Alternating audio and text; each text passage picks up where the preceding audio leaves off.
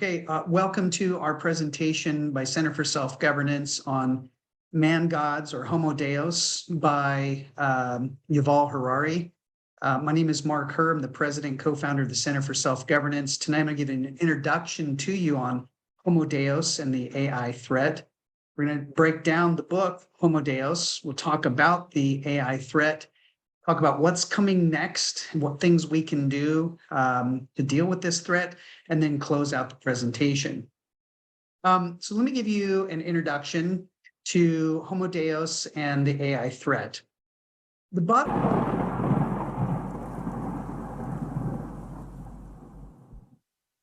And the big political and economic question of the 21st century will be, what do we need humans for? Or at least, what do we need so many humans for? Do you have an answer in the book? At present, the best guess we have is keep them happy with drugs and computer games. But this doesn't sound like a very appealing future. And for Yuval Harari, the author, professor, born in Israel, a counselor to Klaus Schwab from World Economic Forum, and a very well-respected author. He wrote a book called Sapiens, very thick on history of humanity. And his second book, Homo Deus, meaning man gods, is his 2016 work that I'm really going to focus on.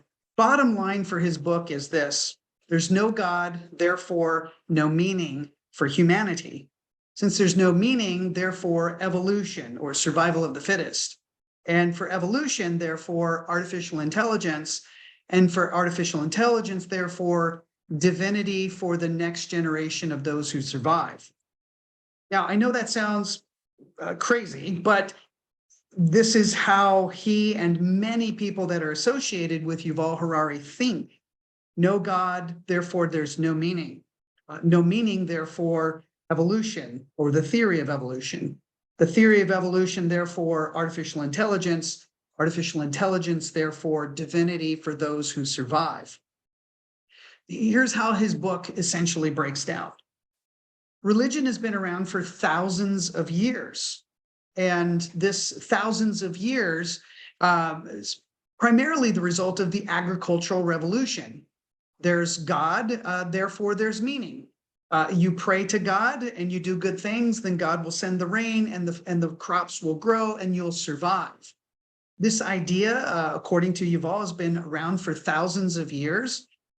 For about 1,000 years now, we've been in a marriage between religion and science. Science through Galileo and others, Newton, for example, during the very heavy efforts of the religious culture to protect itself, to survive, was very anti-science, so to speak. But during that time, science germinated and began to develop. And so this marriage between science and religion, the religion of ethics in doing good things, and the science of gravity, the earth is round and it's not the center of the universe kind of struggle is taking place for quite a number of years. However, science has evolved to the point now where many scientists do not believe in God or the existence of God because scientifically they themselves are not able to prove the existence of God and therefore the existence of any kind of meaning. This is resulting in a divorce between religion and science in our time, primarily because science is advocating for what they believe to be no soul and no spirit in human beings. Now, again, these are Yuval Harari's assertions in his book, and I'm summarizing them from Homo Deus very succinctly. Now, his book is about 400 pages, so I am cutting out a lot. I do encourage you to get the book and dive deeper. Currently, there is as this divorce between religion and science is taking place, a marriage is taking place between a different type of religion where there is no God called humanism. This has been around for about 300 years or more.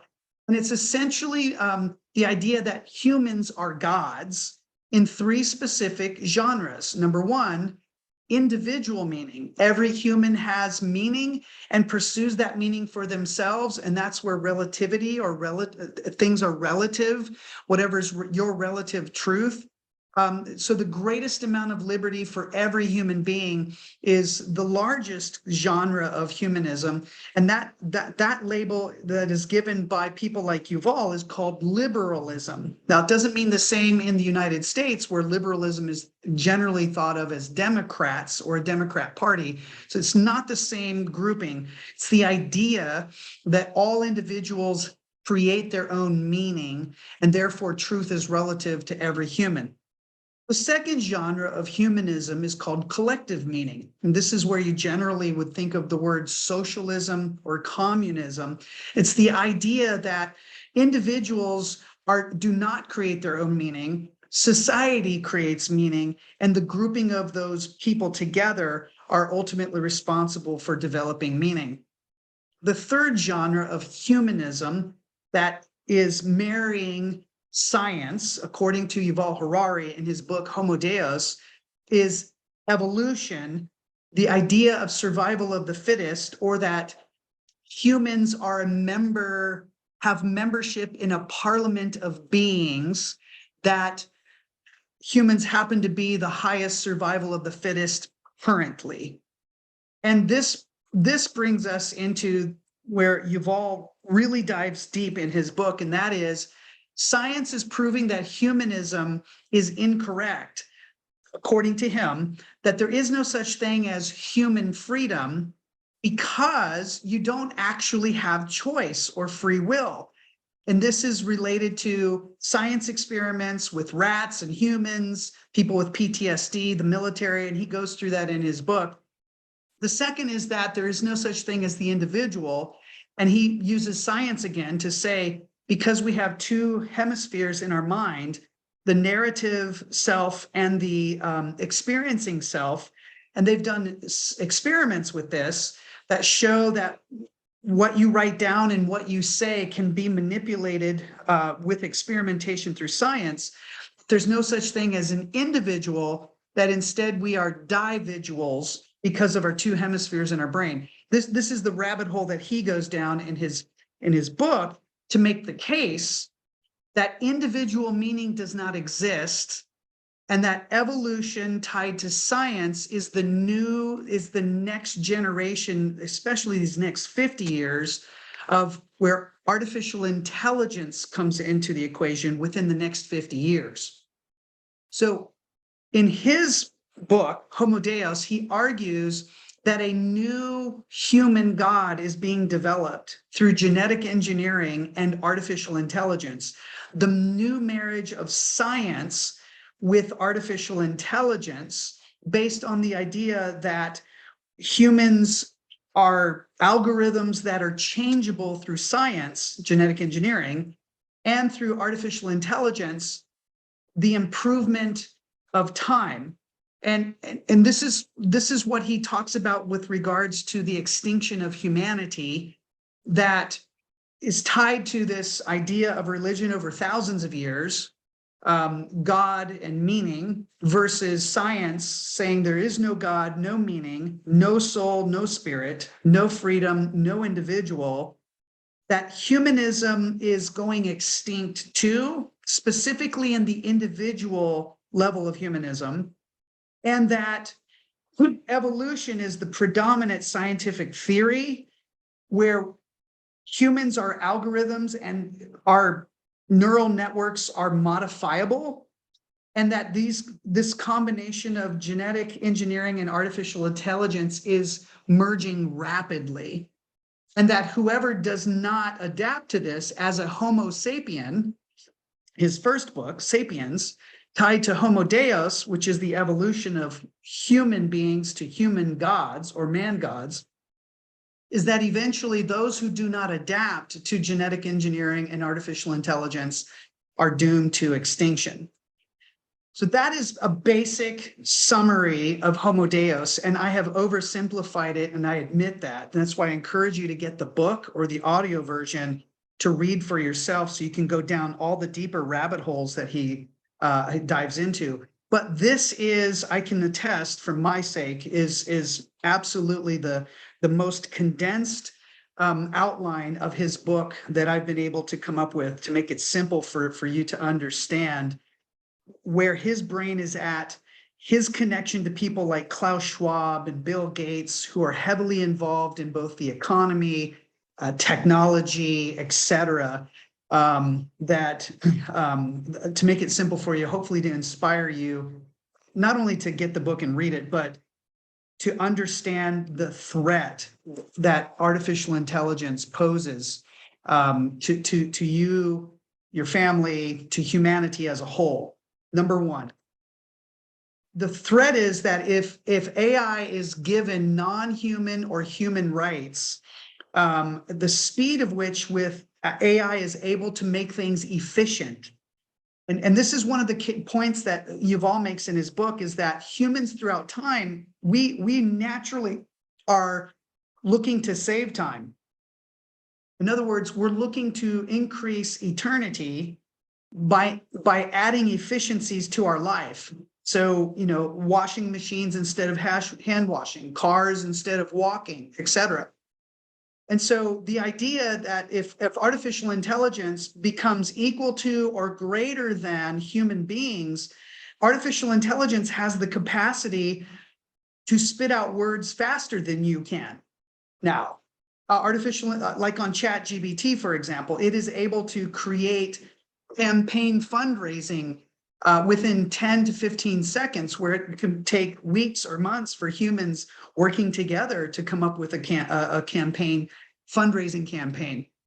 So this first threat is related to AI being eventually given either non-human or human rights in the future. The second threat is that artificial intelligence is allowed to create words and or meaning. And I brought this up earlier with ChatGPT.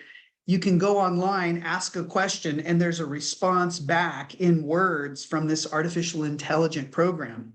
You can inject ideas and say, hey, create something for me, like the campaign fundraiser. And in 10 to 30 seconds, it'll spit out 3-6 month campaign for you. The third threat is if AI is given ownership of its creations. So for example, if you go to ChatGPT and you spit out a report, who owns the report, you or ChatGPT? Because technically ChatGPT created the report. So what happens if artificial intelligence is given non-human or human rights, is allowed to create words and or meaning, and then is eventually given ownership of its creations? This is a tremendous threat to humanity. Think about this. As a human being, you are capable of thinking of symbols and creating words at a certain rate. You're also able to create efficiencies like fixing your car, or you can become an architect and design buildings that are more efficient. You can design innovations and inventions. And so if artificial intelligence were allowed to be given non-human or human rights, the ability to create words and meaning, and then given ownership of its creations, artificial intelligence can do all of those things faster than you can, and in some cases better than you can. And the result would be a diminution of the need for humanity. And you heard Yuval say that in his talk regarding his book, that what is the purpose? Why do we need so many human beings in the future if this were allowed to take place? So what's next? So all of this kind of being thrown at you at once. What do you do in the future? My recommendation off the cuff is that religion and humanist individuals either need to unite or prepare to go extinct. So humanist individuals don't believe in God, but believe in the value of every human being. Religionists believe in God and the value of every human being. So where they unite is on the value of every human being. But if they don't, there's a strong case that religion and humanist individuals can go extinct or be threatened with extinction with the advance of artificial intelligence and genetic engineering based on Yuval Harari's ideas. The second is that human policy and enforcement needs to be looked at to regulate artificial intelligence. It's urgent because the speed of artificial intelligence and its development. And so you're starting to hear right now, Elon Musk and other technology and ethicists and all these other folks are coming together. Scientists have signed a 350 people, concern about how quick artificial intelligence is advancing. And they are correct. Policy and enforcement regulating artificial intelligence needs to be developed. It's an urgent matter. But here's the cool thing. There are Center for Self-Governance students that are ahead of the mainstream case being made right now. Why? In Idaho and North Dakota, personhood laws have been passed, both in 2022 in Idaho and in North Dakota in 2023 this year. These specific laws make it the case that artificial intelligence is not equal or superior to human beings. And all this does is opens the Pandora's box for future policy and enforcement that I have in number 2 here. It opens the door, especially for those who are in Idaho and North Dakota, because they're ahead of the conversation. They now get to drive the conversation in their state regarding personhood and artificial intelligence moving forward. So I'm really thankful and I'm proud, I guess. I'm honored to be a part of their journey of being ahead of the curve and driving this conversation going into 2024. They're ahead of the curve. They own the debate. They can control the debate if they want to. And that brings me to some really important points, and that is that Homo Deus, and this is just a physical copy of the book, Homo Deus, is kind of the biblical idea of Yuval Harari and people who think like him regarding their ideas about the future.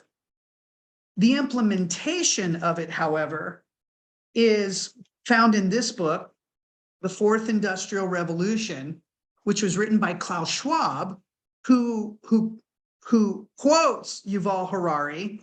He quotes Yuval Harari in this book between pages 151 and 171 regarding artificial intelligence. Now, why this is so important to you is because this is the implementation of the infrastructure to make these ideas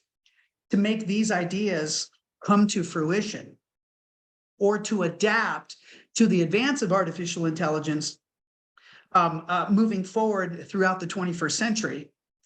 And this particular infrastructure was agreed to by all 50 governors in the November 2018 National Governors Association, signed an agreement to implement the Fourth Industrial Revolution.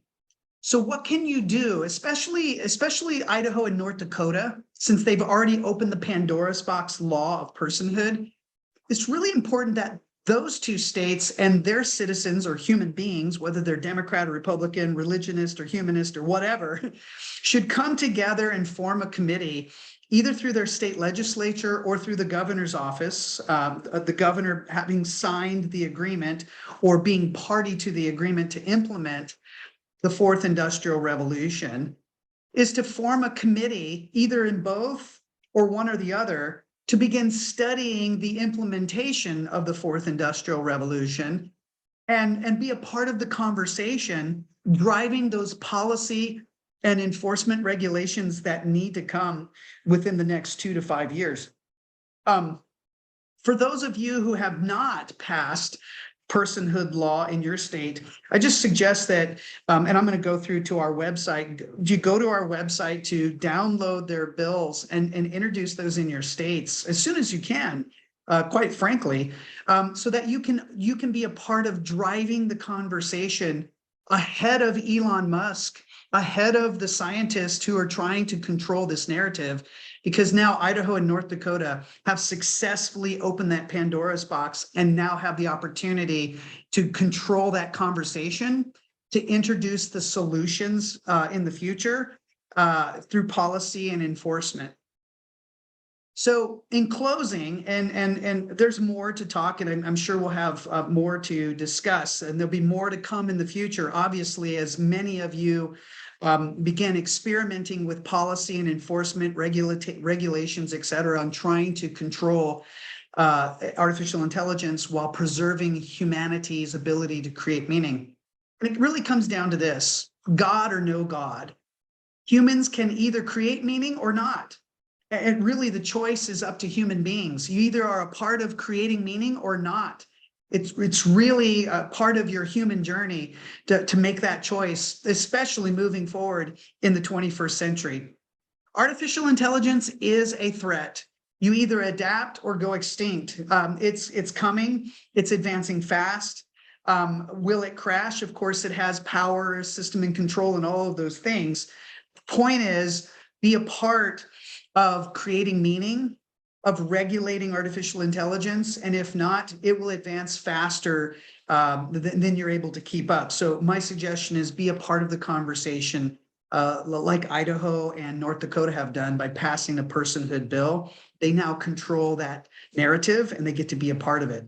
Number three, we have preempted them. That's what the Pandora's box laws did for Idaho and North Dakota. It simply opened the Pandora's box for them to control the narrative, to be a part of the solutions, to have a seat at the table going forward into 2024 and beyond. So I'm really thankful for them. For the rest of you, you are behind. It's really important that you prepare in 2024 or 2025, but you don't want to wait too much longer, that's for sure. And most importantly, we need to stay ahead. Pass the Pandora's box laws that Idaho and North Dakota have, and then expand on them. Form the committees and commissions because the governors have already agreed to implement it. Klaus Schwab is directly connected to Yuval Harari, quoted in his book. This is the implementation for it. So ask your legislature or the governor in your state, hey, can we form a committee to study the implementation of the fourth industrial revolution? Whatever state you're from, see if you can't be the one on those committees to study the implementation and offer your suggestions to combat the threat of AI and to preserve humanity's ability to create meaning in the 21st century. I want to thank you guys for participating in this presentation on Homo Deus and the threat of artificial intelligence. If you have any questions for Center for Self-Governance on this matter, you can reach me at any of this contact information, or if you want to do further research on your own, go to our website, centerforselfgovernance.com/PPS. So thank you very much.